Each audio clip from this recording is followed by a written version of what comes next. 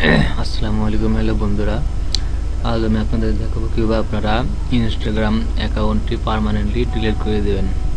প্রথমে আপনাকে করতে হবে আপনার অ্যাকাউন্টটি লগ ইন করতে হবে। ইনস্টাগ্রাম লগ ইন করলেন, প্রথমে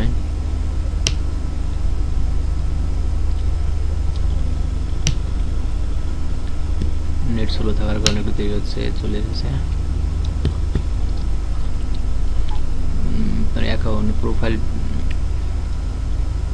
এই অ্যাকাউন্টের অপশনটি ক্লিক করুন। এখন অপশনে ক্লিক করলেই সেটিং এবং এডিট প্রোফাইলে চলে আসবে আপনার প্রোফাইলটি।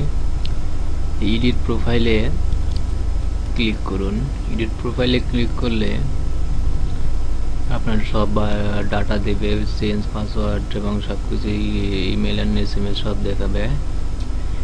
আপনি এখান থেকে আপনাকে পার্মানেন্টলি ডিলিট করতে হবে।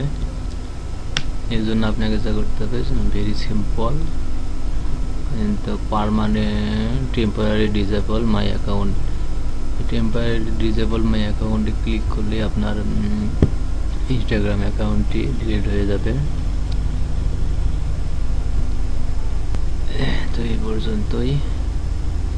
আপনার মোবাইল বা ল্যাপটপ, পিসি, অ্যান্ড্রয়েড যে ফোনই হোক, যে ডিভাইসই হোক না কেন, পার্মানেন্টলি